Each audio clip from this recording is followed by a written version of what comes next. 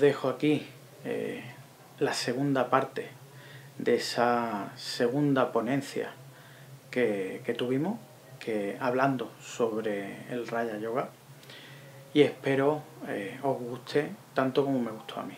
Bueno, físicamente, ¿qué sucede cuando hacemos meditación? Pues lo que os decía, relajamos el cuerpo y al relajar la tensión muscular, también relajamos la respiración de 2 tiempos, que la hacemos o la convertimos en una hipoventilación, que espaciamos en 3 tiempos, en 4 tiempos, a través de una tecnología muy sencilla, y con eso conseguimos sosegar la mente.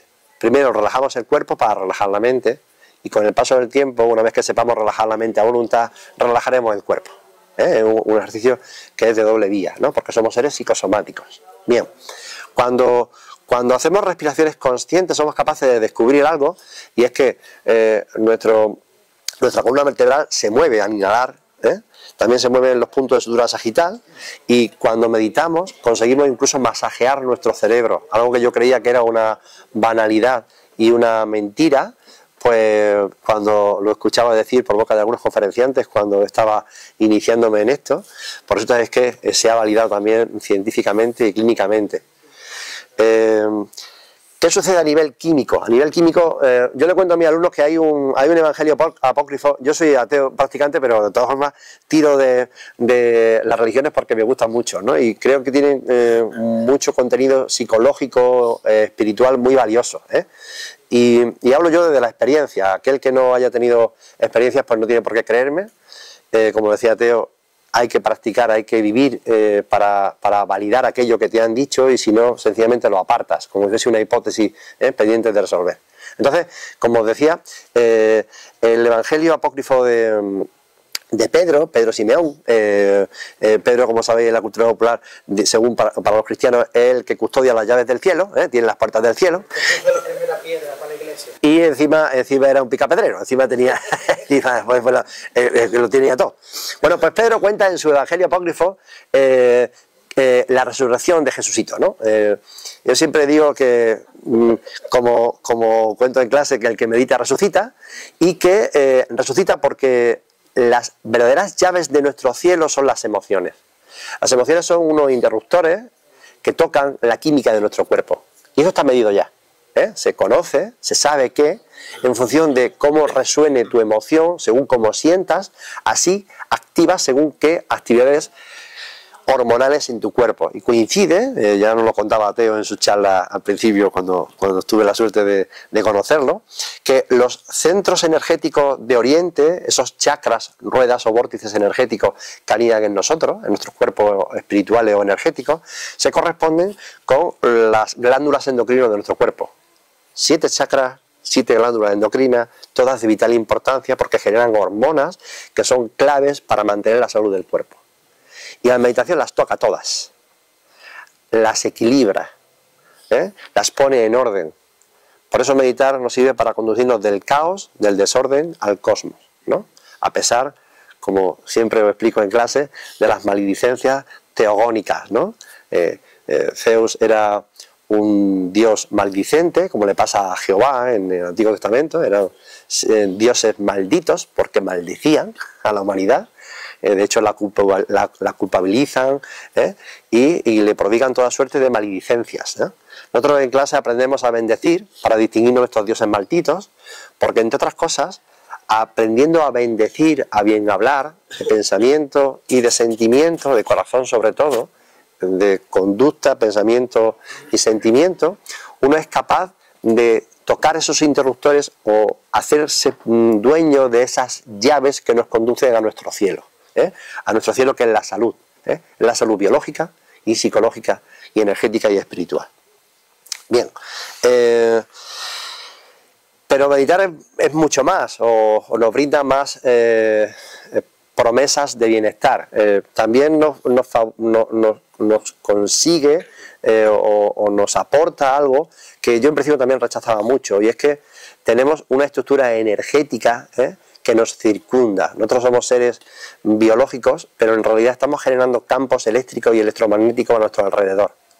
Todo nuestro cuerpo es una gran batería, un gran imán que tiene 2 polos y genera toroides energéticos en torno a él. En función de cómo sean tus emociones, en función de cómo palpites por dentro, así serán esos cuerpos energéticos. En un cuerpo sano, un toroide electromagnético que envuelva a un cuerpo sano, un cuerpo de un yogi, puede tener una envergadura de 4,5 metros, y eso se puede medir con un magnetómetro. Entonces, ¿qué ocurre? Que yo al principio creía que eso de la energía era algo banal, era algo insustancial, y luego he descubierto que no, que es que está validado científicamente, ¿no? Tanto por la física como por la química, ¿no? Y hoy por hoy muchos médicos recomiendan practicar este ejercicio como actividad complementaria.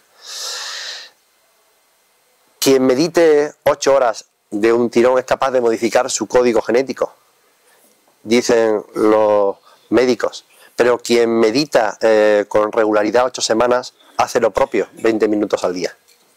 El 8 se repite como una coincidencia más, porque comprenden los 8 sutras de los que os hablo o que contienen el Raya Yoga, ¿vale?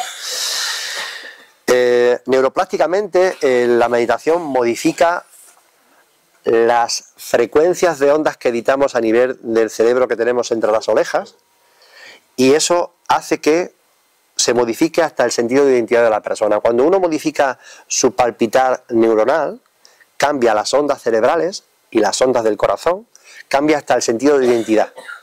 Uno deja de ser quien creía que era, deja de identificarse con aquellos roles o personajes egoicos con los que se identifica de ordinario, trasciende esa identidad mundana y abarca algo que es más grande. Uno experimenta estado de disolución de su ego, de su personalidad primitiva, y se convierte en una cosa que se disuelve o se junta o se une con los demás. Se hace uno con los demás, está en comunión, está en yoga, ¿vale? Más alto no se oye, ¿verdad? Perdón. Ajá. O sea que es de aquí, todo de aquí. Todo de aquí, vale. Pues disculpad. Es que se escucha tanto ruido con el puesto que... Prueba a ver si... No, yo grito más, sí, grita. yo grito más. Porque es que esto se escucha una distorsión que no veas. ¿Se escucha así mejor o no? ¿Sí? Vale. Bueno, pues como os decía, ya no sé por qué punto iba, pero meditar en muchas cosas nos sirve para pasar de la microconciencia racional de nuestra vida ordinaria a una macroconciencia o superracionalidad y estados de amor inauditos, de amor incondicional. Nos permite pasar de un estado ordinario a un estado extraordinario, nos permite pasar de la inconsciencia a la consciencia. Ser consciente, por definir de una forma sencilla, es darse cuenta de qué hago, darse cuenta de qué siento, darse cuenta de qué pienso. Y de esta forma soy capaz de corregir hábitos o automatismos lesivos.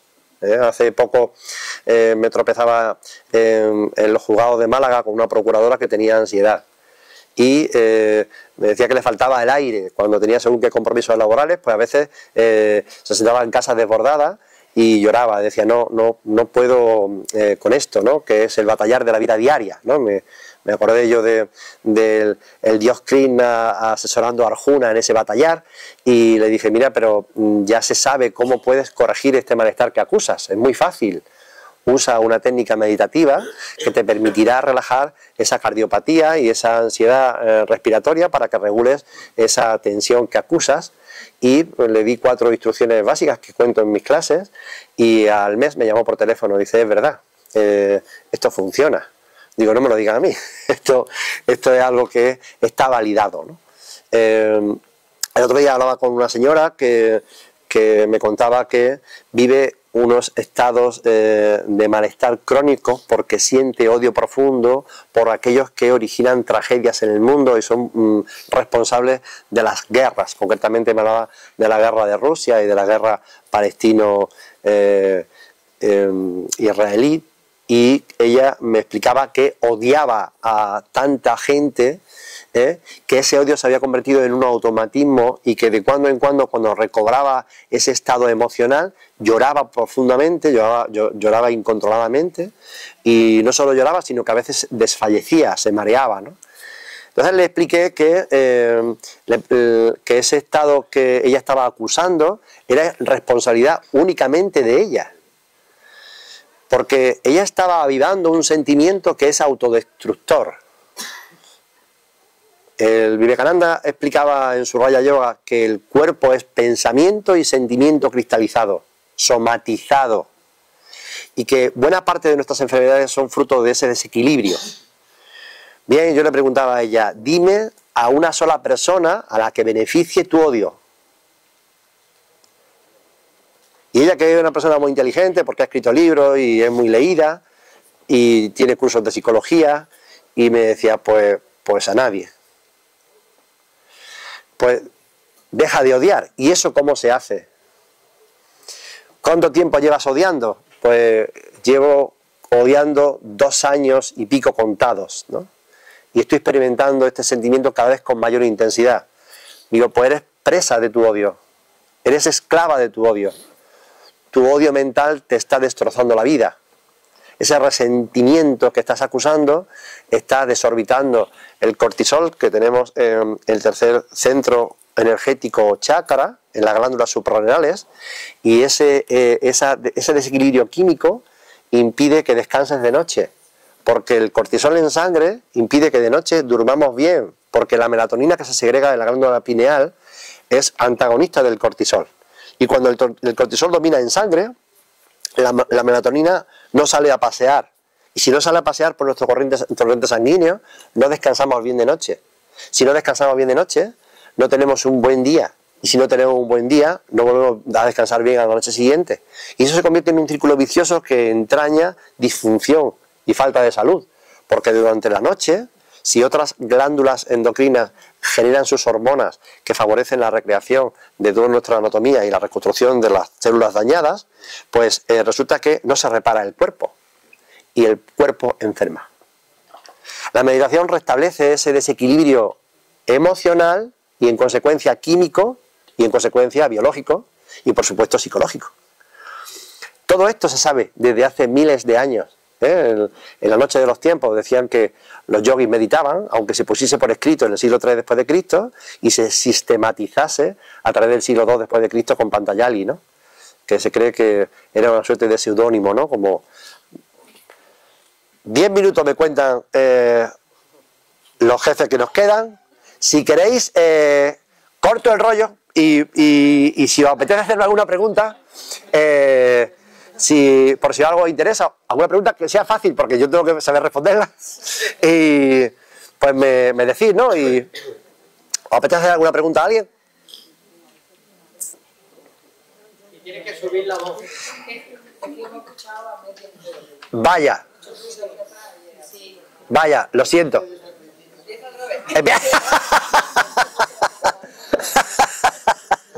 Bueno, a ver, buenas tardes. No, yo le quería hacer una pregunta. Muchas gracias por esta aportación, que creo que ha sido muy interesante, y para una persona agnóstica como usted, en este foro, creo que es muy útil, ¿no? Porque compartir opiniones creo que es la mejor fuente de sabiduría que tenemos en el mundo, después de la meditación y de conocernos a nosotros mismos. Bien.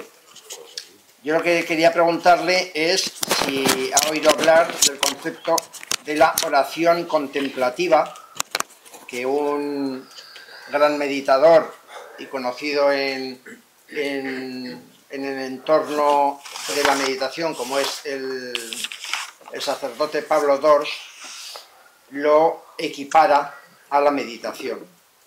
Y si podría hablarnos algo al respecto. Gracias. De nada. No conozco a este señor aún. Digo señor porque creo que anda en lo cierto, es una aportación divina. ¿No? Algo así.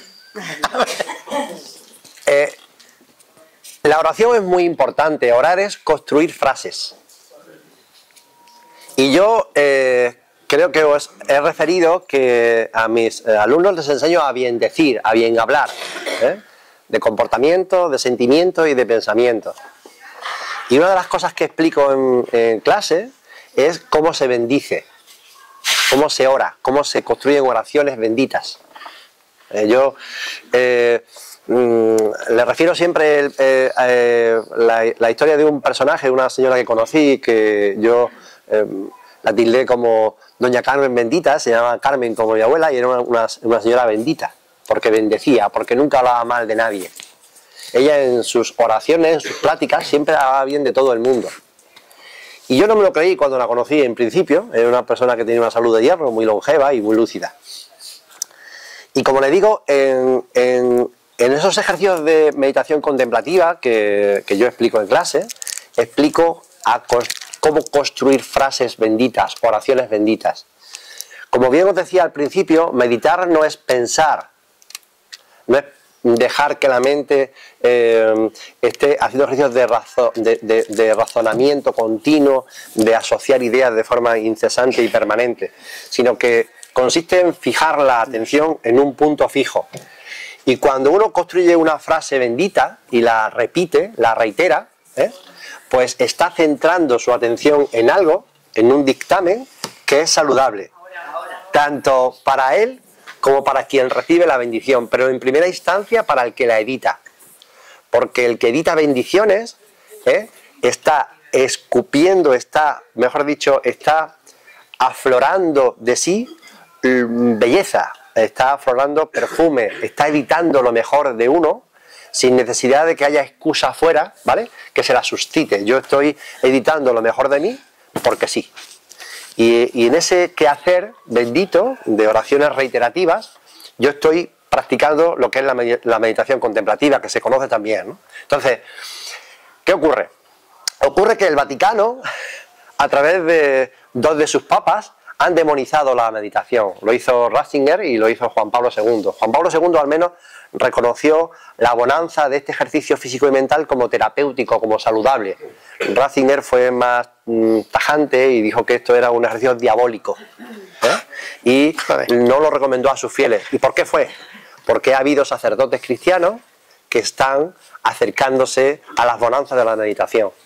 Y es verdad que comparar esa técnica de oración, de repetir como si tuviesen las cuentas de un rosario en la mano. Yo tengo rosarios en casa ortodoxos, de la cultura oriental también, tengo grandes, y en los rosarios uno repite reiterativamente una frase y lo hace crónicamente. Esas frases suelen ser frases benditas, frases hermosas, y eso favorece, bueno, no pasa nada, no pasa nada, no pasa nada. Perdón, no sé con quién estaba hablando. Una cosa que usted estaba diciendo. Pido perdón a la señora. No tiene importancia, no tiene importancia. Bueno, no sé si yo no me enrollo, no sé si le respondo, no sé si eso... Es que eso no iba al hilo de lo que usted estaba perdón. comentando, y yo le estaba diciendo, ¿ves cómo es así? Gracias, perdón. Bueno, ¿Perdonada? no sé si esto responde un poco a la pregunta que usted me ha hecho, no sé si he sido capaz de responderle. Gracias. Ahora le voy a preguntar.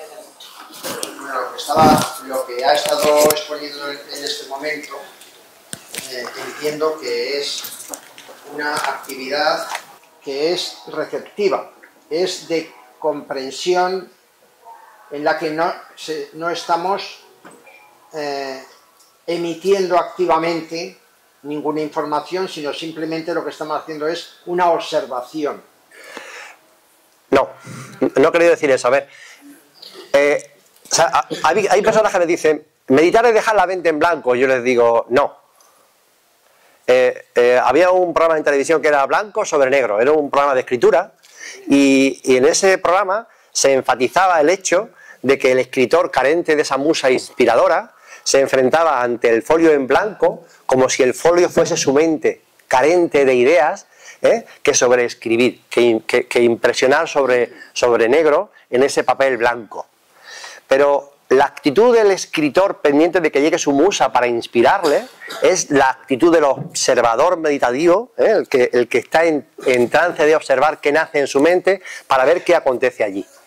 Ahora bien, otro componente de la meditación, que es el dharana, uno de los sutras del Raja Yoga, habla de concentrarse en un punto, de mantener la mente atenta en un punto. Cuando uno edita una idea o un pensamiento bendito, una oración, y la reitera, está fijando su mente en un punto, de algo que nace de él. de algo hermoso que nace de ti. Y si se centra en ese pensamiento y no en otro, si es capaz de mantener la atención concentrada en ese punto como si fuese un rayo láser, está consiguiendo meditar. Forma parte del ejercicio de la meditación. No sé si me explico. ¿Mm? Sí. Bueno, pues... Sí. Hola. Voy. Sí, sí, claro. Gracias por la pregunta. Buenas tardes ya casi. Y es verdad que coincido bastante con bastante, no le conocía, pero bastante de las cosas que usted ha dicho, desde el raciocinio tiene bastante que pensar. Por lo menos para mí me ha encantado porque pienso mucho igual que usted, incluyendo la bendición, o sea, cómo se hace y demás, ¿no? Pero ha habido algo que me ha dejado un poco, como no le oíamos muy bien, usted ha dicho que había 8 sentidos. Me gustaría que me desarrollara ese tema concreto, si es posible. Ah, sí, bueno, no lo digo yo, lo dice... Exactamente. Bien. Es algo que está comprobado, igual que lo de las 11 dimensiones, tal. Está comprobado, digo yo, que me lo desarrolle un poco. Claro que sí. A ver, los primeros 5 sentidos nadie los discute, ¿no? Todos que tengan una mínima dotación, huelen, oyen, ven, sienten el tacto, etcétera, bien. Pero... la neurofisiología nos dice que tenemos además el sexto y el séptimo sentido, que son la propiocepción, que es el barrido mental. En eso nuestro cerebro gasta buena parte de su energía, en hacer barridos corporales para saber cómo se encuentra el cuerpo. Y se fija precisamente en nuestras manos, en nuestros pies y en la cara. Y en la cara se fija sobre todo en cuál es el aspecto de nuestra boca, si el rictus es serio o es sonriente, ¿vale? Bien, ese es el sexto sentido. El séptimo sentido, que se llama interocepción, consiste en otro barrido que hace el cerebro de continuo y de forma inconsciente para aquel que no es un yogi, para aquel que no es capaz de observar lo que acontece dentro de sí. Y en ese barrido, lo que hace la mente, lo que hace el cerebro, es comprobar cómo está su tensión muscular, cómo está su postura corporal, las asanas, las posturas del Hatha Yoga, que en el Raja Yoga es solo una. Cómo está palpitando su corazón, si el corazón está hiperbombeando o está relajado. ¿Cómo está respirando? Si está en hiperventilación fruto de un estrés, porque ha escuchado un porrazo o porque alguien le ha contado una trágica noticia, ¿vale? O está profundamente relajado. Ese sentido, que mide el estado intestino de nuestro organismo, se le llama interocepción. Vamos ya por 7. Luego hay un octavo sentido, y yo lo sé por experiencia propia y porque he tenido la suerte de conocer a gente con ese sentido despierto, que le permite ver con los ojos de la mente lo que los ojos ordinarios y biológicos no ven.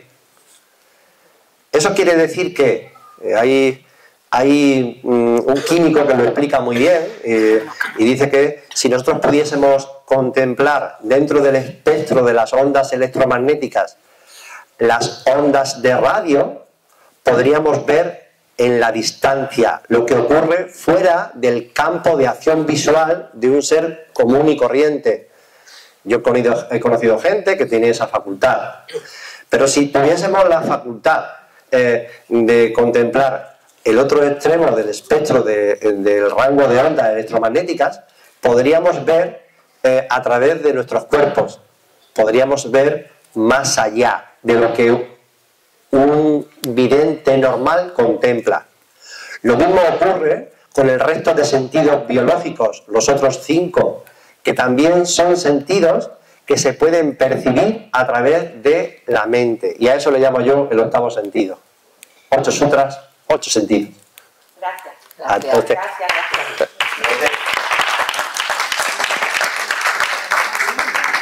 Me imagino que podríamos poner muchos más. Hay uno que es, creo, muy importante, que es la intuición. ¿Dónde meterías ese sentido? Porque yo catalogo a eso como un buen sentido. Bien, la intuición, algunos médicos dicen que la intuición está en el estómago, ¿no? En el cerebro del estómago, en el sistema intestinal, ¿no? Porque a través de él percibimos mucha información. El cuerpo sabe cosas antes de que la razón se dé cuenta de ellas, ¿no? Y lo puedes englobar, yo lo englobaba también en el octavo sentido, pero bueno, que lo puedes englobar aparte, ¿no? La meditación aviva, entre otras cosas, la intuición. Estamos de acuerdo. Gracias. Hola, buenas tardes. Hola, buenas tardes. ¿Cree usted que a través de una práctica asidua de la meditación se puede llegar a estados alterados de conciencia? Concretamente, a revivir vidas pasadas. Ya te digo que sí. A ver, gracias por la pregunta. A ver, a mí no me gusta la expresión estados alterados de conciencia. A mí me gusta estados mejorados o amplificados de conciencia. Amplificado. Porque cuando uno está en un estado alterado, suele estar hosco, cerril, iracundo o triste. Pero bueno, eso es una interpretación personal, ¿no? Entonces, como bien decíamos, existen estados mejorados de conciencia o amplificados de conciencia y la meditación te conduce a esto. Otra cosa es qué suerte de experiencias vas a tener cuando amplifiques tu conciencia. Yo personalmente no he tenido recuerdos de vidas pasadas meditando. Luego no le puedo responder a través de mi experiencia a su pregunta.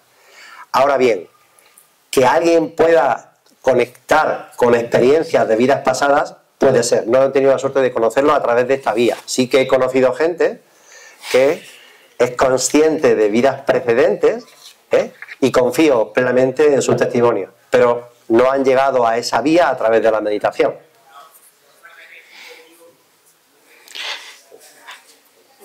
¿Ha podido llegar? ¿O sí? Meditación no tiene por qué estar continuamente parado. No, muy bien. Sí, me decía el compañero Antonio, gracias Antonio, que para meditar no hay necesidad de estar siempre parado. Yo en mis clases esto lo llamo dejar de ser budas de piedra, ¿no? Enseño a meditar en una postura sedente y quieta, a ser posible en el mismo lugar de casa, a la misma hora cada día, para crear una rutina de trabajo y mejorar el espacio donde uno medita, porque eso le va a auxiliar a él en primera persona. Y con el paso del curso enseño a los alumnos a dejar de ser budas de piedra, para que mediten en el quehacer diario, trabajando, yendo en autobús a comprar, ¿no? O en mitad de una refriega personal en casa, ¿no? Entonces es algo que se aprende, no es una técnica que se aprende. Sí, gracias. Por favor. ¿Y no piensas, cuando tú has dicho de la bendición, que enseñas a tus alumnos a bendecir sin esperar nada, a no vivir la crítica, en realidad eso lo que está haciendo es hablar de una conciencia universal de amor incondicional, que es lo que al final nos une a todos? Sí, sí, porque cuando uno está dando lo mejor de sí mismo, está trastocando toda su química, toda su potencial eléctrico y electromagnético. Está modificando su psicología. Cuando uno hace eso, es un ser maravilloso. Y si eso se amplifica y es capaz de contagiarse, porque lo mismo que el mal humor se contagia, la alegría y la felicidad y el amor también. Y yo estoy convencido de que al margen de que estemos cada uno en nuestras casas, existe cierta comunión de energía cuando uno hace eso y se conecta invisiblemente con otros que predican lo mismo. Y al final lo que supone es un desprendimiento del ego. A través de la meditación hay una desconexión con el ego. Hay una desidentificación. De hecho, meditar, otra de las definiciones que yo doy, consiste en eso, en anular o ir deshaciendo todas las múltiples identidades que nos conforman para conseguir la reintegración o la identidad con el todo, que es la unidad. Sí. Solamente como información acerca de lo que estamos hablando, existe ya, los médicos antes, hablamos de los alópatas, ¿no? Estaban un poco como se ha dicho al principio, ¿no? No en contra, pero tampoco a favor. Ya en el colegio de médicos yo tengo ese enlace. Los médicos en un congreso en Cataluña ya la meditación la recomiendan. Sí. Se lo digo por si Sí, alguien quiere tenerlo, que lo busque lo en sé. el colegio de médicos. Lo sé. Lo tengo, es interesantísimo. Sí, de hecho, bueno, esto ya lo divulgó tiempo atrás Deepak Chopra, porque su hermano es médico, es un médico israelí, y ya en la Facultad de Medicina en Israel se preconiza la meditación hace ya muchísimo tiempo, ¿no? Lo que pasa es que esto se ha generalizado ya. Afortunadamente aquí en España tenemos a la doctora Marian Rojas, al doctor Mario Lorenzo Puig, tenemos a la doctora Nazaret Castellanos, tenemos a un sinfín de médicos hablando bondades de la meditación, ¿no? Entonces, y la recomiendan encarecidamente a toda la población. Y son médicos. O sea que eso es una suerte, ¿no?